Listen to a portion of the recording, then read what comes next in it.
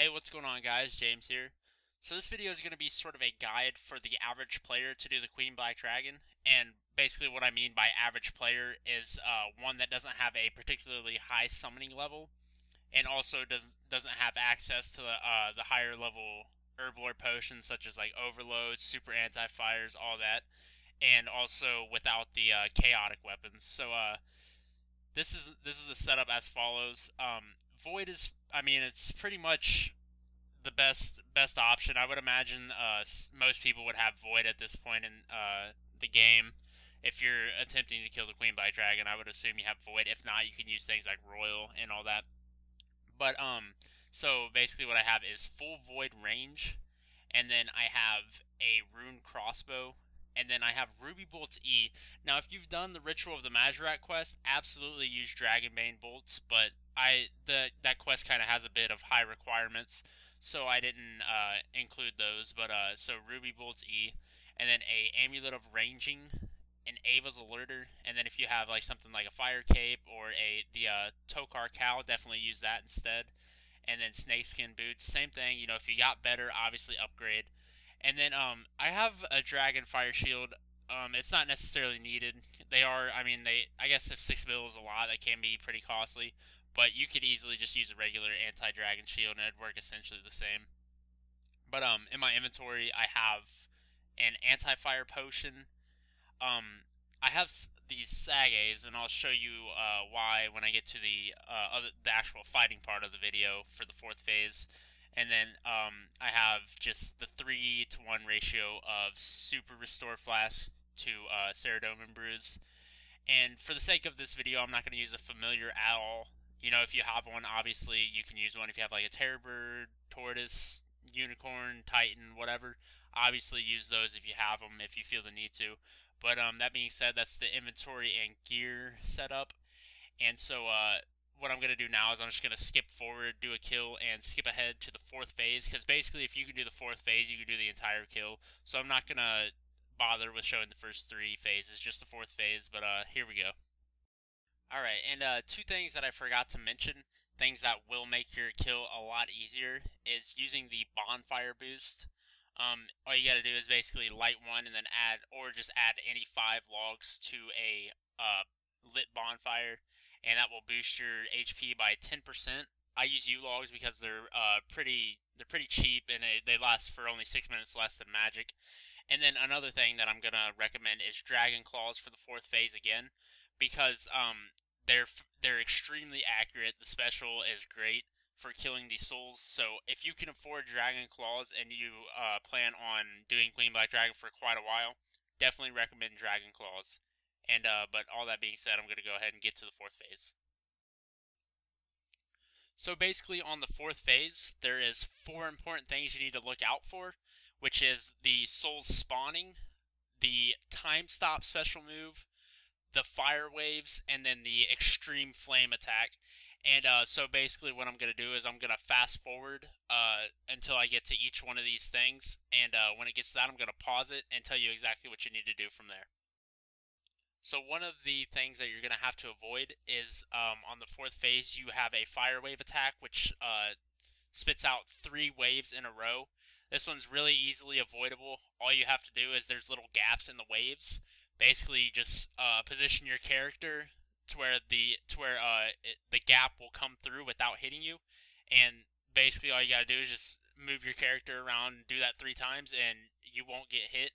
Now, typically you'll find yourself that has one gap on one side of the arena and then on the other side. Typically, what I do in this situation is just run straight through, because you could start attacking right away, and you'll only get hit for like 200 damage, so it's not really too big of a deal. The next thing you've got is the Extreme Flames attack. This one's really easy to prevent. Basically, all you have to do is stand at least 2 squares away from the middle artifact, and you'll get hit for very minimal damage. I think it hits at max 90 if you are at least 2 squares away from the middle artifact. But if you're anywhere closer than the 2 squares away, you'll get hit for like 250 damage, and it hits pretty rapid. So basically the way I do this is I basically just stay pretty much as far from the middle as possible the entire fight. That way I get myself prepared and I'm not in the middle when that does happen. Alright, and now the absolute hardest part of Queen Black Dragon is when it spawns the 4 souls on the 4th phase. Mainly because you'll get hit if you do it wrong, or if they move away, you'll get hit for 800 damage, pretty much guaranteed. So this is the part that is gonna that kills most people. So there's not really a guaranteed way to prevent it because they're kind of glitched where they move out of the way sometimes. So sometimes you're just going to have to tank out that damage, which is why you always want to be up to full HP no matter what. If on the 4th phase, if you drink a brew, you're going to want, like, drink as brew as often as possible. Even if you down, like, 100 from your max, drink a brew, drink a restore right after, because this is the part that is going to kill you. And so the way you want to try to prevent this is like a half second after they spawn, you're going to want to run diagonal through one of the souls. And if you do it right and they don't move, all of the hits will hit that soul and not you. And so you're pretty much safe for that.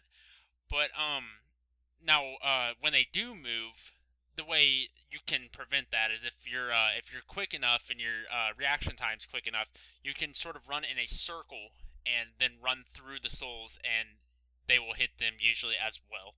Now, sometimes, like I said, it's impossible to prevent, so sometimes you're just going to have to tank out that damage, which is why you want your HP to full at all times. Another thing that's going to happen is one of the souls, when they're out, will move to one of the corners. And basically what this is they're trying to do time stop, and what your goal is to prevent that at all costs. So you focus all your attention on that soul, and this is where the Sages come in. They're fairly accurate on the souls for whatever reason, but they're fairly accurate. So you want to switch to those and attack the souls with that. Now, if you have this one, obviously I don't have a Steel Titan because this is for like the average player.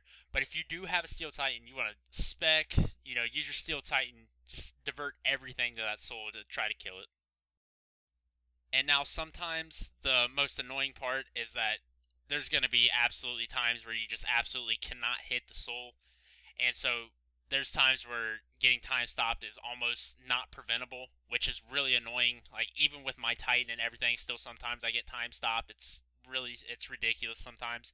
But the way your best bet to sort of last this out is if you see that if you haven't killed your tortured soul yet by the time it says stop, the spell is almost complete, basically stop whatever you're doing, spam a brew, and you're going to want to get up as high as life points as you can. And then while you're time stopped, again, you're going to want to spam your brews, because either it could possibly do the fire wave, which you're going to have to tank out pretty much every hit of that fire wave. So that's why you're going to want to spam your brews. And so if you do it right, and if your HP is high enough, you can pretty much tank out anything during time stop. So but if your life points is low, you can die pretty easy. So that's why, again, you want to keep your life points very high at all times. And that's basically all there is to killing the Queen Black Dragon. Obviously, from what you can see, you don't need Titans, you don't need overloads, you don't need all that high-level stuff, the chaotics, all that, and you can still get a Queen Black Dragon kill. Now, with this method, your typical kill is going to look at probably around 10 minutes on average. So that being said, you can sort of get yourself to get about 5 to 6 kills per hour.